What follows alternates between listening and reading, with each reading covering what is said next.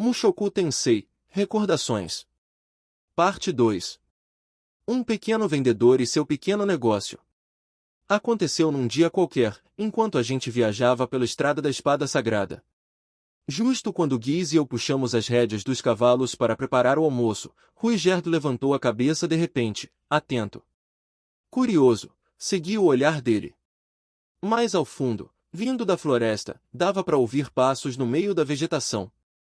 Logo, surgiu um sujeito. Ele tinha a mesma altura que eu, mas era um adulto com um belo bigode. Era um dos chamados Halflings, e carregava uma mochila enorme nas costas pequenas. Como não parecia ser uma ameaça, Ruigerd nem chegou a pegar na lança. É um mascate, disse Guiz. Pelo jeito viu a gente veio tentar vender alguma coisa. O Halfling de meia idade se aproximou com um sorriso simpático. Muito obrigado por me receberem. Sou o Ai Suu, um Halfling da vila de Matita. Estou trazendo produtos raros que normalmente só se encontram em cidades de Halflings. Fiquem à vontade para dar uma olhada. Sem esperar resposta, o sujeito já foi abrindo a mochila. Estendeu um pano grande no chão, parecia até um tapete de banheiro, e foi despejando todo tipo de bugiganga em cima. Estava praticamente enfiando os produtos na nossa cara, mas tudo bem. Dava para respeitar a garra de vendedor. Guiz e Eris já tinham se agachado para fuçar nas coisas. O que é isso? Perguntou Eris. Uma bomba de fumaça. Se jogar no chão, cria uma cortina de fumaça para ajudar a fugir de situações perigosas. Bah! Não preciso disso. E ela jogou a bomba por cima do ombro. Por sorte, Ruigerd pegou a tempo antes que caísse no chão e devolveu ao tapete. Mentalmente, já estava reprovando o desleixo da Eris com as mercadorias do vendedor. Eu mesmo fui dar uma olhada.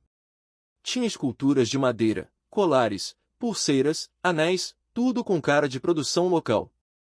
Também havia armas e armaduras dispostas sobre o pano. As facas e espadas curtas não pareciam muito afiadas, mas os cabos eram feitos de um material parecido com marfim. Bem chique até. Pensei em levar uma como lembrança. Mas na real, seria só peso extra para carregar. Meus olhos caíram sobre um pequeno frasco de marfim. Dentro, um líquido meio azulado e transparente chamou minha atenção. Seria uma pomada? O que é isso? Uma loção especial feita por Halflings. Muito popular no sagrado reino de Miris, entre outros lugares. Se diluir com água e aplicar na pele, ela fica lisinha que é uma beleza. Interessante. Coloquei um pouco no dedo e usei magia de água para diluir. Meu dedo realmente ficou mais macio. Brinquei um pouco com o líquido, formando um fio viscoso entre os dedos. Para usar como loção mesmo, o ideal seria diluir mais, mas a textura era idêntica à de um certo produto comercial. Era bem suave. Suave mesmo. Aposto que, se eu usasse, a sensação seria bem agradável. Não me pergunte com que finalidade, tá? Te interessou, não é? Hã? Não. Claro que não. Eu só queria saber como é feito. O método de fabricação é segredo, mas usamos a seiva de uma variedade de árvore viva. Pode ficar tranquilo, não tem nenhum efeito colateral. Entendi. Então não fazia mal pro corpo. Nesse caso. Não. Pera. Eu não queria um lubrificante nem nada assim. Só não queria pele ressecada. Eu queria pele macia para realçar meu charme, só isso. Quanto custa? Como está concentrado, um frasco sai por 2 moedas de prata de Miris. 2 moedas, hein? Parecia um bom investimento para dar aquele toque de hidratação na pele. Não que fosse por motivo safado, claro. Ué, Deus, disse Eris, se metendo. Você quer mesmo isso? Que? É claro que não. Por que eu queria? Nada suspeito aqui. E larguei o frasco de volta como se tivesse queimando minha mão. Era melhor cuidar do meu dinheiro. Não dava para gastar 2 pratas com cosmético. No fim, Guiz comprou umas coisinhas que pareciam perfumes. O resto do grupo não levou nada, e o mascate seguiu viagem.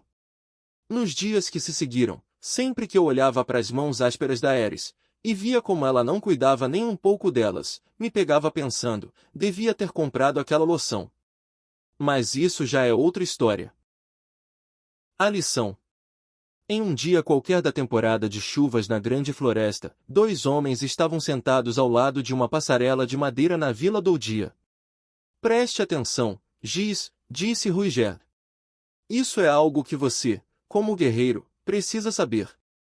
Giz soltou um suspiro. Ruiger segurava uma vara de pescar, com a linha lançada num rio que, por causa da chuva constante, tinha virado um mar de lama. Não havia nem boia na linha, e mesmo que tivesse, não serviria de nada com aquela correnteza turva. Os jovens de hoje se chamam de guerreiros, mas nem imaginam o que isso realmente significa, continuou Ruiger. De fato, respondeu Giz, com certa dificuldade. Tens razão.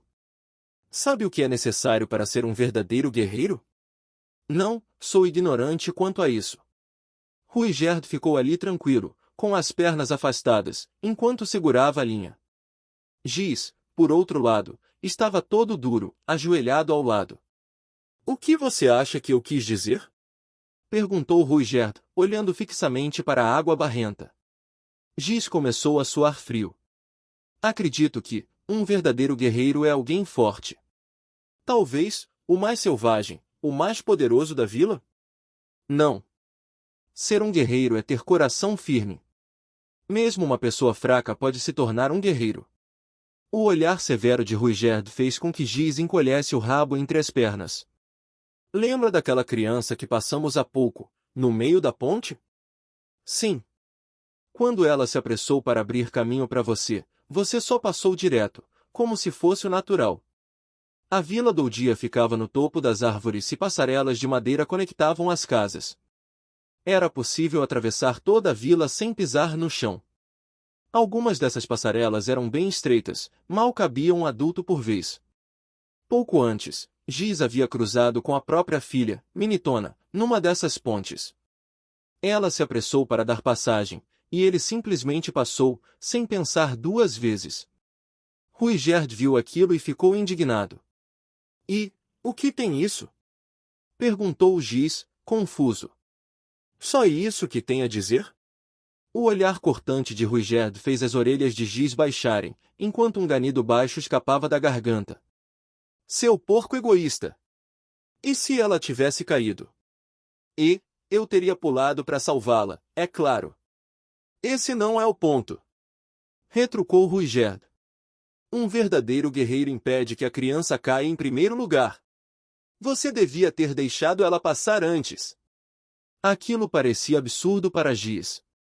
Na sociedade do povo fera, era natural que os mais fortes tivessem prioridade. A força era a justiça. Mas Ruiger era muito mais forte que ele.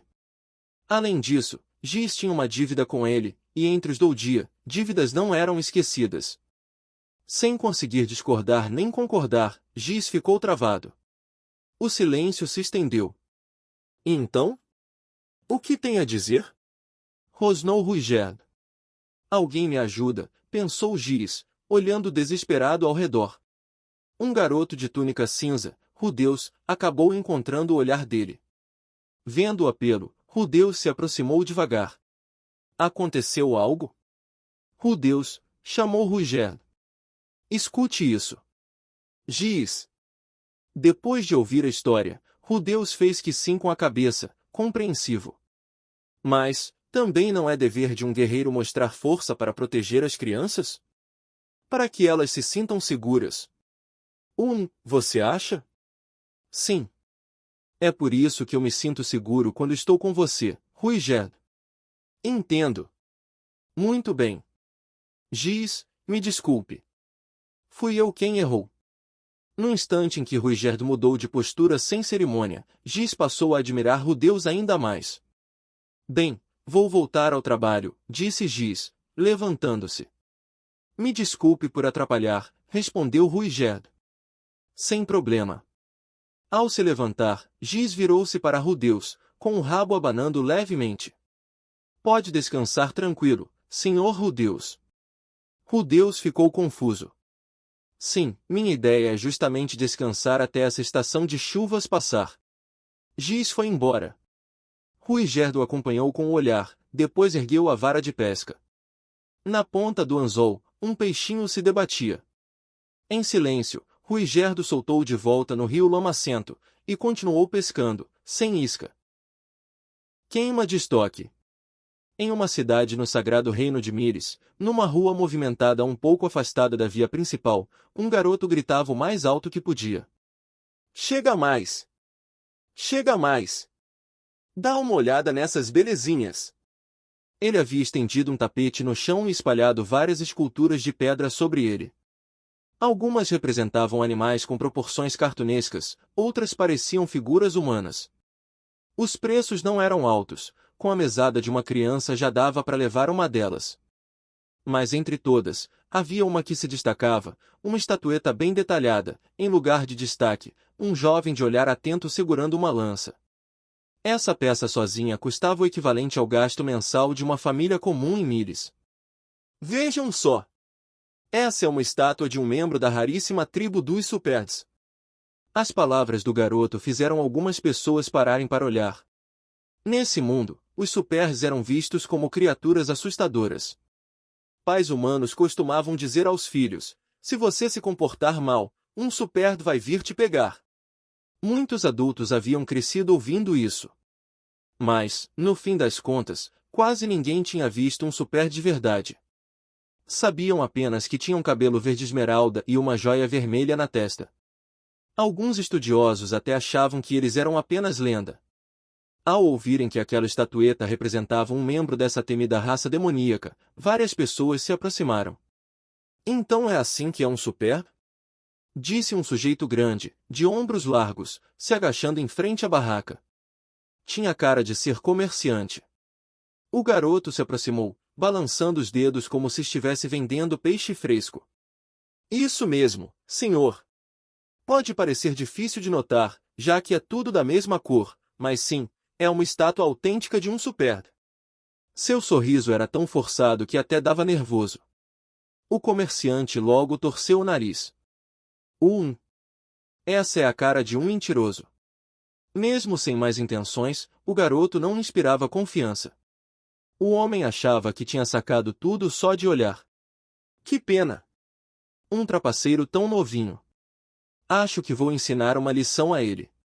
Apontando para a estatueta com um sorriso sarcástico, o comerciante falou alto.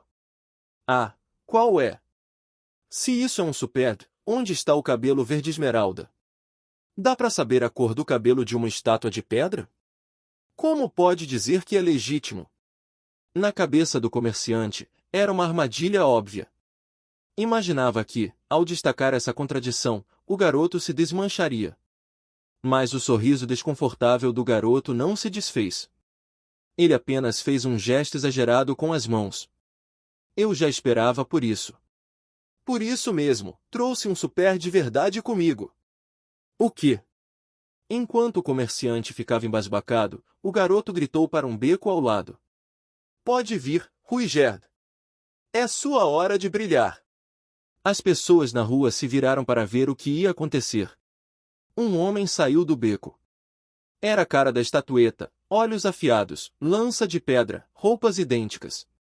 Na testa, uma joia vermelha. E na cabeça, reluzente, alga marinha. Alga marinha. Na cabeça. Estavam perto do mar, então não era difícil achar alga, mas usar como peruca era novidade. Você aí tá pensando como assim, alga na cabeça? Tá zoando, né? Gritou o garoto. Calma. Espera um pouco. E pulou para arrancar a alga da cabeça do homem, revelando um couro cabeludo completamente careca. Nem sobrancelha o sujeito tinha. O brilho da joia vermelha na testa só deixava tudo mais esquisito. A multidão ficou confusa. Mas o garoto não parou. Você tá aí se lamentando, mas esse Superd é careca. Que mundo cruel! E levantou a estátua. Mas essa estátua não é falsa. É 100% legítima. E então ele puxou, não a cabeça, mas o cabelo da escultura. Isso mesmo, o cabelo era removível. Sem ele, a estátua e o homem ao lado eram idênticos. E agora, senhor? Ainda vai dizer que a escultura é falsa? O comerciante ficou de queixo caído. Achava que o boneco nem tinha sido baseado num super real, e que o cara ao lado também não era um. Mas agora... A multidão caiu na gargalhada. A semelhança entre o sujeito careca e a estátua era perfeita. Aquilo não era golpe. Era um espetáculo.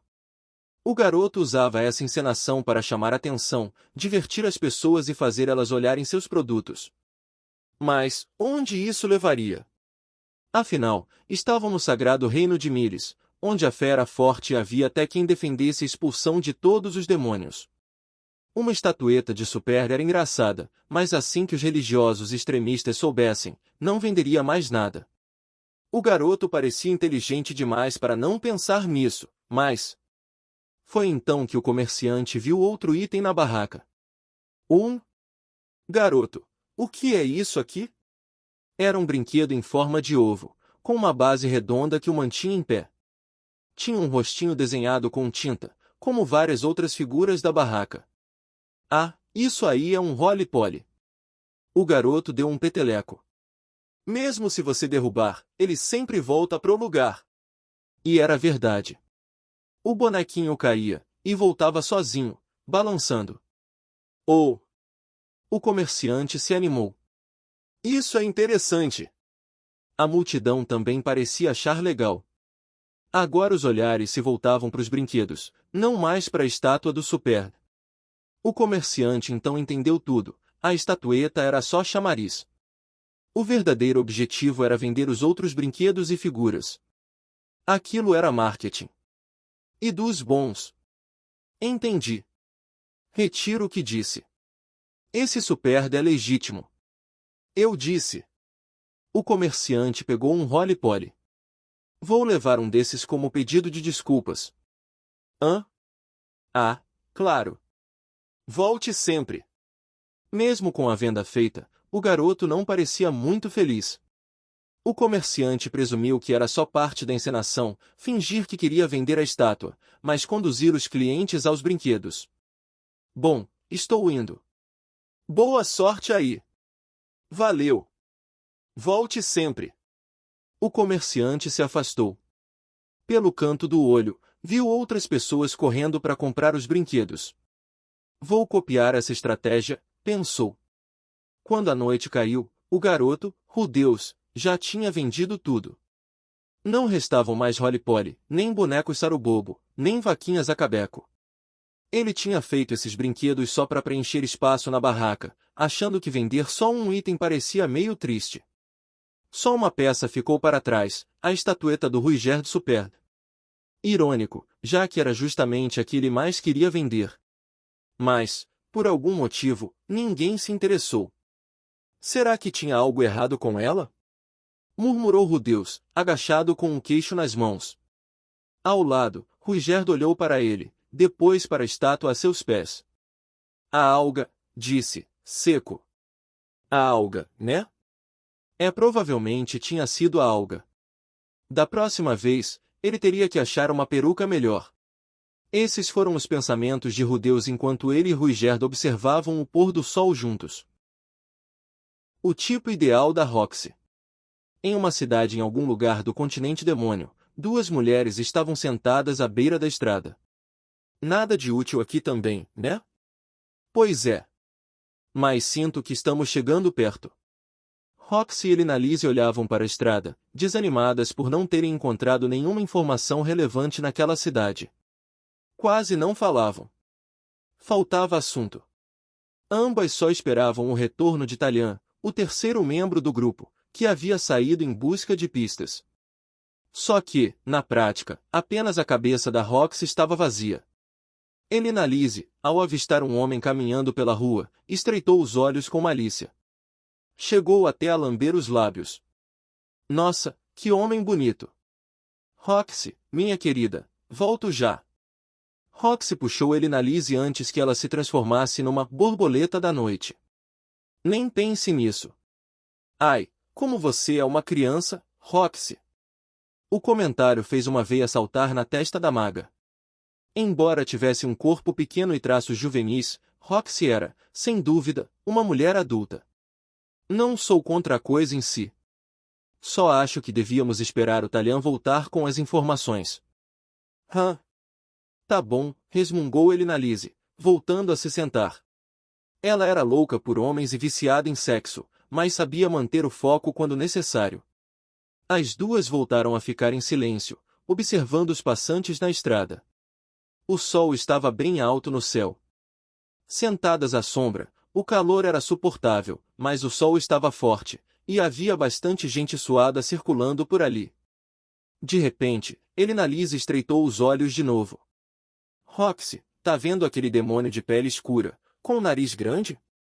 Roxy estranhou o tom da pergunta. Da tribo Pozo, né? O que tem ele? Respondeu, já apertando o cajado sob a túnica. Elinalise ficou com o rosto sério.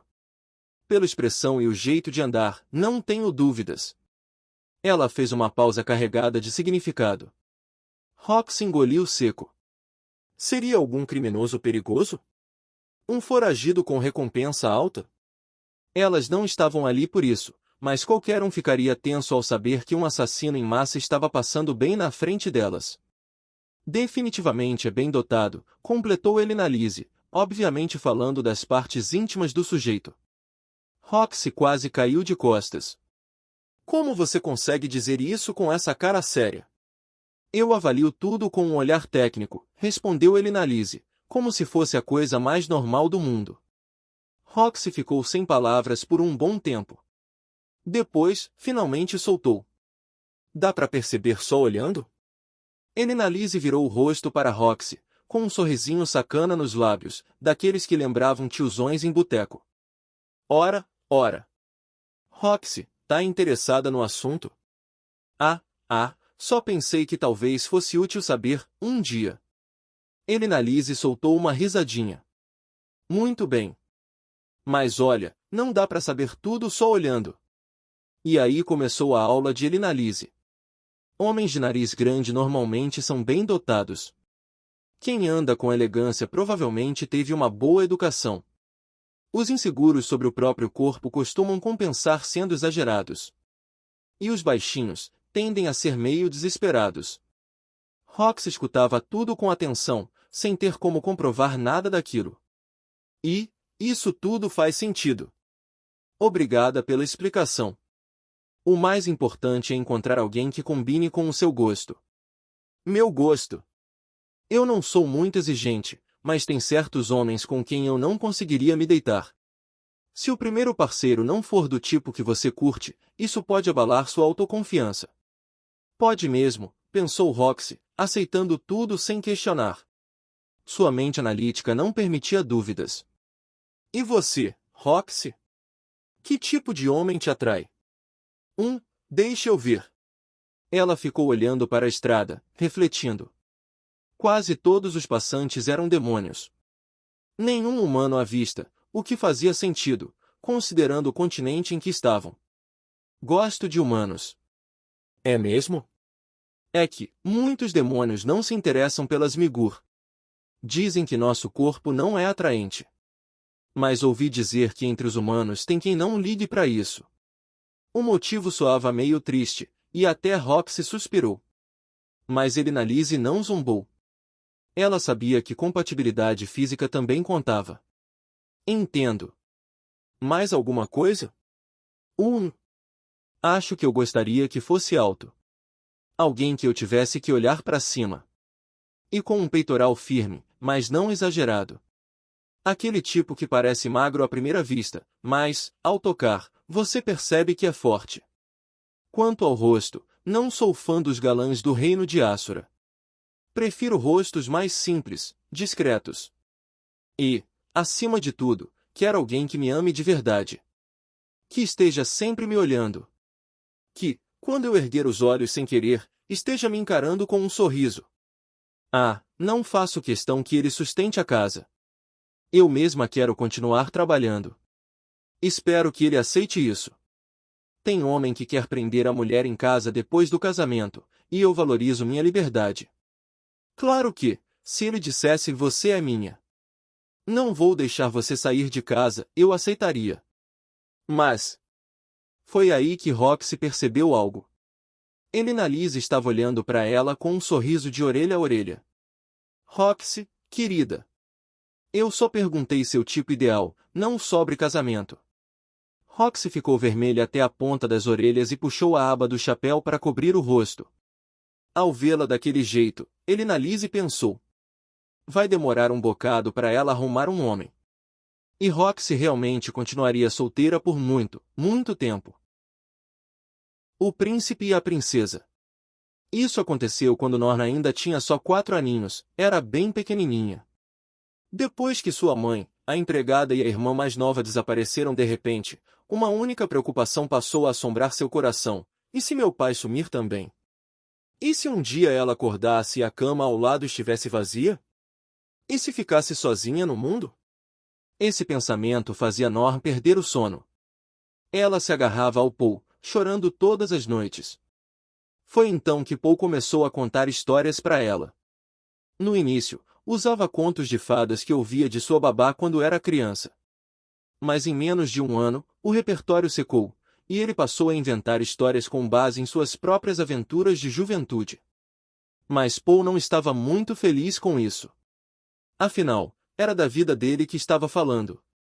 Uma fase em que vivia bebendo, dando em cima de todas as mulheres que via, bancando o valentão só porque tinha uma espada e agindo como um moleque sem noção. Um verdadeiro babaca impulsivo. Contar essas histórias era um pouco constrangedor. Tinha muita coisa ali que ele jamais poderia dizer para a filha. Às vezes até se empolgava demais com uma lembrança e quase soltava que seduziu uma aventureira ou outra. Ainda era cedo demais para Norn, e até para o Rudeus, ouvir esse tipo de coisa. Ele tentou evitar esses temas o máximo possível. Mas ultimamente, já não sabia mais o que contar. Quando voltava para os contos da babá, Norn fazia bico. Queria novidade. Só que Paul não tinha mais nada guardado na manga. Ah, se ao menos o Guiz estivesse por perto com seu dom para florear histórias. Isso sim faria diferença.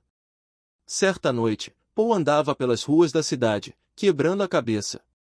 Foi então que viu algo curioso numa esquina, uma barraquinha de rua, mas que não vendia comida nem armas, e sim, papéis. Não eram livros encadernados. Eram folhetos simples, baratos. O que é isso? O homem atrás da barraca não respondeu com a voz.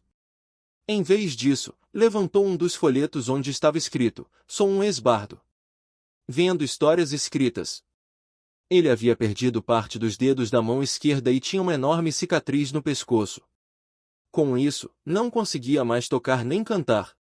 Mas, ao invés de desistir, passou a escrever as histórias que costumava contar nas estradas e passou a vendê-las assim. Interessante. Paul deu uma olhada nos títulos. Havia os contos heróicos de sempre, poemas sobre um aventureiro de cabelos azuis, que estavam em alta, e até algumas histórias originais. Muitas eram romances. Histórias de amor, hein? Paul ficou pensativo. Norna era pequena, uma menininha. Talvez uma história romântica com começo, meio e fim agradasse mais do que suas velhas aventuras de espadachim sem juízo. Certo. Vou levar algumas. Satisfeito com a ideia, Paul comprou um punhado de folhetos e voltou para casa. Naquela noite, sentou-se como de costume ao lado da cama de Norn. Hoje, o papai trouxe uma história bem interessante. Com os olhinhos brilhando de empolgação, Norn esperou enquanto ele tirava o folheto do bolso. O título era A Princesa e o Príncipe Demônio, um conto típico de fadas. A princesa Ace estava brincando num campo florido quando o rei demônio apareceu para levá-la como noiva. Sem aceitar o destino, ela o desafiou para uma batalha de inteligência, e venceu. Isso quebrou uma maldição que transformou o rei demônio num belo príncipe. Ele então a pediu em casamento outra vez, e dessa vez ela aceitou. Viveram felizes para sempre. Poe até achava que já tinha escutado uma versão parecida na infância, mas não lembrava dos detalhes. Quando pequeno, ele gostava mesmo era de histórias de guerreiros matando dragões. Nada dessas princesas que venciam com inteligência. Ainda assim, achava aquele conto ideal para uma garotinha. Há muito tempo, existia uma princesa chamada Aissa. Com essa introdução, Poe começou a leitura certo de que Norm ia amar. Mas conforme a história avançava, o rosto empolgado de Norm foi murchando. Ué? Poe estranhou. Aquilo era o tipo de história que agradava a qualquer menina. Será que ela era nova demais para entender? Antes que ele perguntasse, Norm falou. Ei! Quando é que você vai entrar na história, papai? Hã? Ah, não. O papai não aparece nessa história. Eu gosto das histórias com o papai. Poe não fazia ideia, mas Norm adorava ouvir sobre as aventuras do pai. Gostava do jeito como ele contava, adaptando as palavras para que ela entendesse. Como ele vivia ocupado, aquele momento era especial para ela.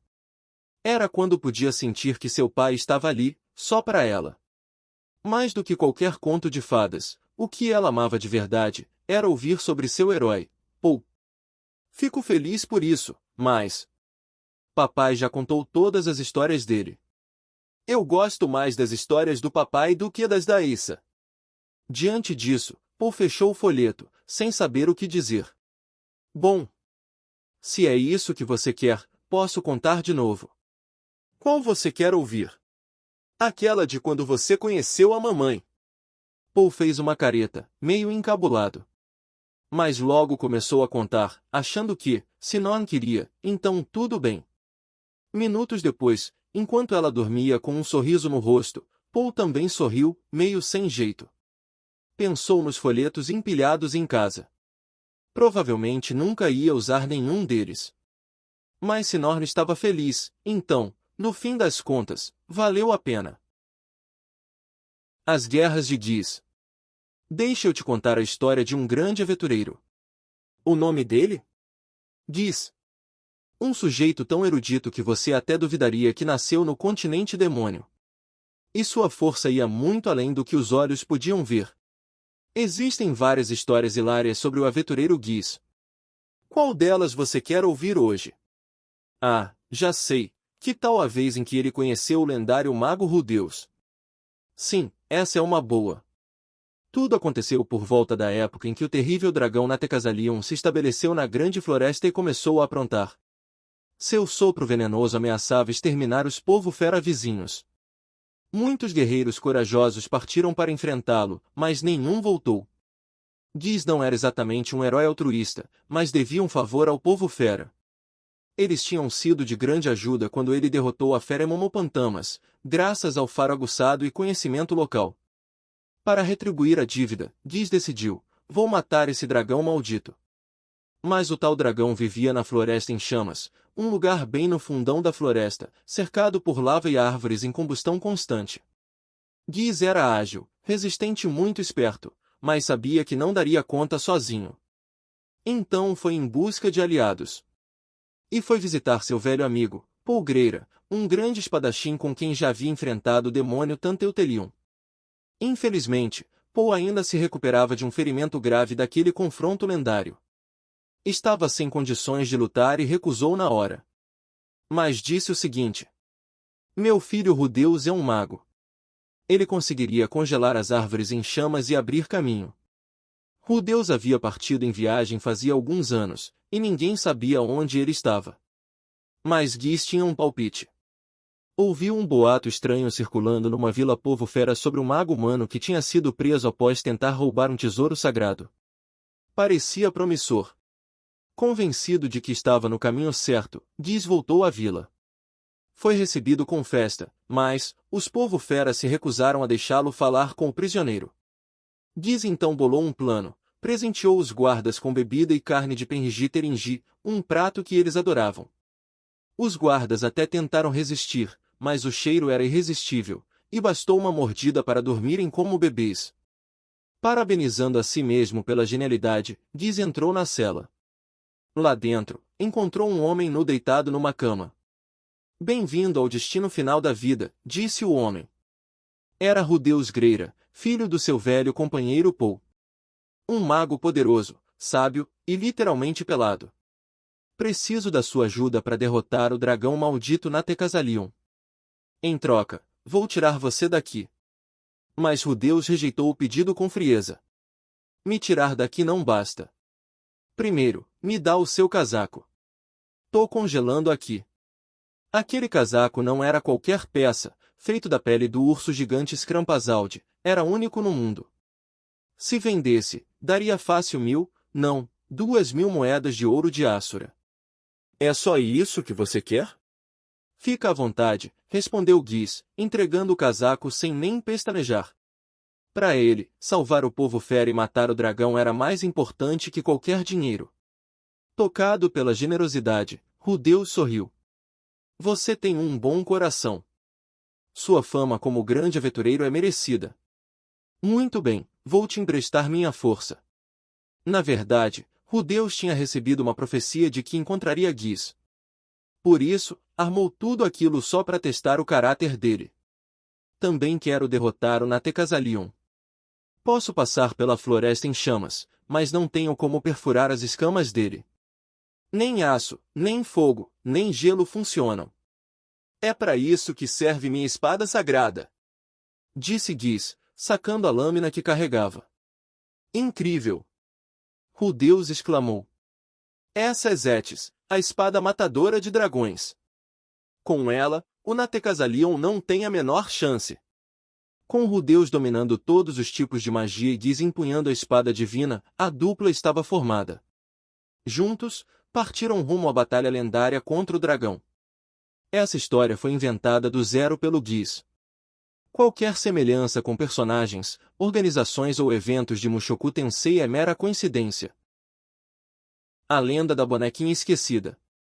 Zanoba Shirone avistou a boneca numa cidadezinha qualquer do reino de Asura, enquanto seguia a viagem rumo ao reino de Hanoa como estudante de intercâmbio.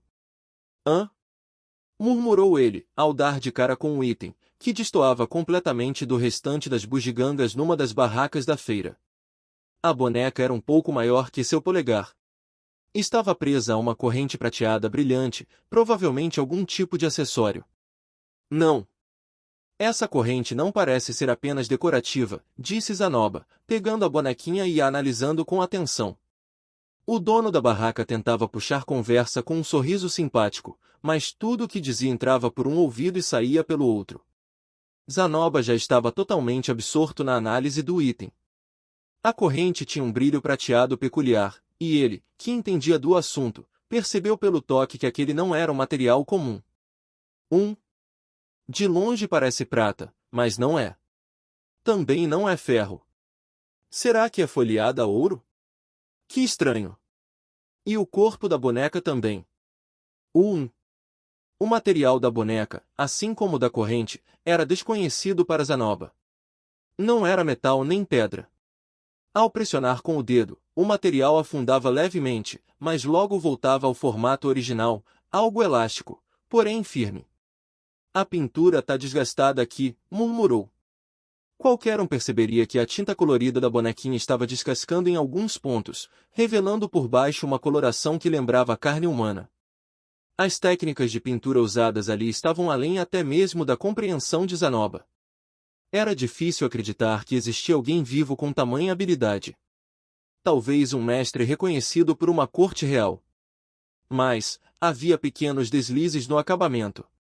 Por exemplo, a linha entre a roupa e a pele estava mal posicionada. Um erro básico para alguém tão talentoso. Talvez o artesão não tenha conseguido virar a peça na hora da pintura. Ou talvez o motivo fosse dinheiro. Zanoba olhou ao redor. Aquela era só mais uma cidadezinha, cheia de feirinhas típicas. Por que uma peça de artesanato tão refinada estaria ali? Será que o artesão a vendeu para pagar alguma dívida? É possível, pensou ele. O descuido na pintura talvez tenha feito o próprio artesão achar que a peça não tinha valor e se livrado dela. Será que parece uma obra do mestre? A boneca que Rudeus possuía tinha uma cabeça desproporcionalmente grande. Para uma boneca feminina, isso até passaria como realismo, mas essa, que retratava um demônio masculino, seguia o mesmo estilo. Devia ser uma escolha estética. Mas, há muitos elementos que destoam do estilo do mestre. Zanoba cortou o raciocínio e olhou para os lados. Os dois guardas que o acompanhavam na travessia entre os países estavam próximos à carruagem, bocejando. Já o dono da barraca, percebendo que Zanoba estava em silêncio há tempo demais, começou a perder a empolgação. Agora, o observava entediado, com o queixo apoiado nas mãos. Senhor, onde conseguiu esta boneca? Sabe o nome de quem a fez? Perguntou Zanoba. Hã? O homem olhou com cara de quem não entendeu nada. Seu rosto dizia claramente: você me ignorou esse tempo todo, e agora quer saber? Como eu disse antes, achei na beira da estrada. Onde? Em algum canto do reino de Assura, acho. O sujeito não parecia minimamente interessado. Inútil, concluiu Zanoba. Um vendedor que não sabia nada sobre o valor ou origem de sua própria mercadoria. Então, teve outro pensamento: se esse cara não sabe o valor da boneca, pode acabar vendendo para alguém que também não vai valorizar. Ou seja, seria melhor que ele mesmo a comprasse. Ei! Você aí! Chamou um dos guardas. Sim, Lord Zanoba? Respondeu o soldado, se aproximando sem pressa. Quero comprar essa boneca, disse o príncipe, como se fosse óbvio. Como nobre, é claro que não andava com dinheiro no bolso, nem mesmo durante a viagem. Mas o guarda apenas balançou a cabeça. Não podemos comprá-la, senhor. Como é? Está me desobedecendo? Nada disso. Mas o dinheiro da viagem está sendo transportado separadamente. Não temos verba extra no momento. Mas veja só essa boneca. Você jamais encontrará outra assim no mundo todo. Se não comprarmos agora, nunca mais teremos outra chance. E nem é tão cara assim. Dá para usar parte dos fundos da viagem. Pode reclamar à vontade, senhor, mas não temos como pagar. Respondeu o guarda, direto ao ponto. Zanoba então se virou para o vendedor, com um olhar do tipo: você quer vender, não quer? Mas o comerciante já havia desistido do negócio. Olha, é melhor devolver isso aí. Não sei quem você é, mas essa boneca não é tão barata quanto parece. O valor pedido era o equivalente a um dia inteiro de trabalho de um cidadão comum do reino de Assura. O vendedor havia colocado aquele preço esperando que o cliente tentasse negociar, mas naquele momento, sua vontade de dar uma lição no nobre mimado falou mais alto que seu desejo de fechar a venda. Saber a hora de desistir também é importante, viu? Essa boneca custaria caro até para seus homens. Zanoba desejou que a boneca fosse um pouco mais barata, para que o soldado pudesse pagar sem problemas. Se ao menos a pintura não estivesse descascando, ou o encaixe metálico não estivesse quebrado. Se ao menos estivesse em perfeito estado. Talvez alguém reconhecesse seu valor. Mas a boneca estava danificada. E para qualquer um sem o olhar treinado de Zanoba, ela não passava de um traste velho. Vamos, Lord Zanoba. Já compramos o necessário, é hora de partir para a próxima cidade. Ainda temos muito caminho pela frente. Diante da firmeza das palavras dos soldados, Zanoba não teve escolha. Deixou a barraca para trás com o coração partido. Mas tinha certeza, aquela boneca era uma raridade. Só anos mais tarde, Zanoba descobriria que a tal boneca rara era, na verdade, um simples chaveiro de PVC. A receita de 3 minutos da Ares. Hoje sou eu quem vai preparar o jantar. Anunciou Ares de repente, num dia qualquer, enquanto estavam no meio da floresta que levava à entrada da mandíbula superior do dragão vermelho errante. É minha primeira vez acampando com você, Ghislaine. Então, deixa comigo. As duas estavam em viagem com um destino definido. Até então, vinham atravessando as estradas do reino de Assura sem precisar acampar ao ar livre. E, embora as vilas em que passavam fossem simples, o solo fértil permitia que os viajantes sempre encontrassem boas refeições. Aquela era a primeira vez acampando desde que saíram em jornada. Tem certeza de que vai dar conta? Ghislaine sentiu um mau pressentimento ao ver a empolgação exagerada de Ares. Para ser sincera, a Ares que ela conhecia não parecia muito diferente na cozinha de quando empunhava uma espada, o que não era exatamente algo bom. Mas, claro, Ghislaine também não era lá a melhor avaliadora de caráter. Pode deixar comigo. Quando viajei com o Guiz, teve uma vez que ele tentou me ensinar a cozinhar. O Guiz? Aquele cara com cara de macaco? Esse mesmo. Nos conhecemos no continente de Miles. Ghislaine já tinha ouvido por alto que Ares tinha conhecido Guiz em suas andanças. E embora a ruiva nunca tivesse dito que ele a ensinou a cozinhar, ouvir aquilo a tranquilizou um pouco. Ingenuidade dela. Ela conhecia bem o Guiz. Só de lembrar da cara dele, também se lembrava do gosto da sopa que ele fazia. Um sabor encorpado, suave e acolhedor, mesmo com ingredientes nada apetitosos. Mesmo depois de mais de 10 anos desde que se separaram, só de lembrar da sopa, Ghislaine até salivava. Tudo bem, então. Vou deixar com você, cedeu. Ares logo começou a preparar o jantar. Primeiro, tratou dos temperos.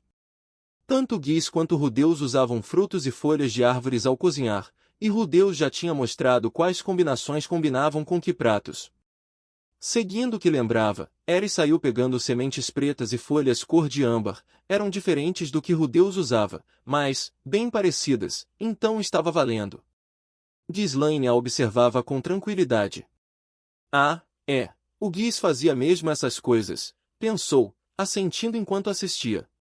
O primeiro sinal de que algo não estava certo veio quando Ares começou a fritar os legumes, mesmo dizendo que faria sopa. Usou gordura animal e fogo alto, ignorando completamente os temperos que havia separado antes. Ghislaine estranhou. O Guiz cozinhava assim? Mas o cheiro da gordura era tão bom que ela afastou as dúvidas. Ia dar tudo certo. Foi só quando Ares picou a carne e começou a misturar tudo com os legumes fritos e os temperos que Ghislaine teve certeza, tem alguma coisa muito errada aqui. Ainda assim, ela se calou. Afinal, Guiz costumava caçar aves, picar a carne e dizer carne de passarinho dá um bom bolinho, e fazia isso direto nas sopas. Hoje, Ares tinha caçado um macaco, mas Ghislaine não ia se prender a detalhes. Foi então que Ares jogou a mistura toda direto na água fervendo, e Ghislaine soltou um suspiro sufocado. Ah! O quê? Tá reclamando? Retrucou Ares. Não, nada. Ares franziu a testa, confusa com a reação. A carne e os vegetais começaram a amolecer, tingindo a água de marrom. Até a própria Ares estranhou. Quando Guiz e Rudeus faziam esse prato, a carne virava um bolinho firme, cozinhava toda de uma vez e ia pegando cor conforme o calor. Mas como Ares era Ares, só olhou a carne inchando na panela e decidiu. Tá ótimo assim. Vai ficar gostoso. Pronto. A sopa tá feita. Anunciou com orgulho, pegando a frigideira. Ela não tinha feito a sopa que planejava, mas achava que podia acertar um hambúrguer agora. Jogou mais carne moída na frigideira. O fogo, claro, estava no máximo. Diante dos olhos de Ghislaine, a gordura espirrou, subiu uma labareda, e virou uma chama que tocou o céu. Quanto mais quente frita, mais gostoso fica. Disse Ares, repetindo algo que Rudeus já tinha soltado uma vez quando tentou disfarçar um erro na cozinha. Entendi, respondeu Ghislaine, levando a frase a sério. Chegou até a guardar a dica para usar depois. Quando tudo ficou pronto, o resultado foi o seguinte, uma sopa marrom e turva nos potes, com pedaços de carne e vegetais flutuando. Nos pratos, se amontoavam montes escurecidos de carne queimada. Ares não tinha usado nenhum ingrediente para ligar os pedaços, então tudo se desmanchou. Os vegetais, que já tinham sido fritos antes, agora estavam carbonizados. Pode comer. Ares, o Guiz realmente te ensinou isso? Nadinha. Só assisti ele fazendo. Ah. Ghislaine se arrependeu de ter ignorado os sinais. Ela, que confiava tanto no próprio instinto em combate, devia ter percebido o perigo desde o começo. Mas agora já era tarde. Na sua frente, um pedaço negro como a noite exalava um cheiro preocupante. Essa é a minha prova de fogo. Como uma verdadeira mestra do estilo Deus da Espada, Ghislaine viu o prato como um desafio a ser superado. Aquilo era um teste. E ela tinha que vencer. Lá vou eu. Com os olhos cerrados e uma prece nos lábios, Ghislaine mandou a primeira colherada do mistério direto para a boca. No instante seguinte, ela viu Philip e Hilda em um campo florido e desconhecido. Cuide bem da nossa filha, diziam eles.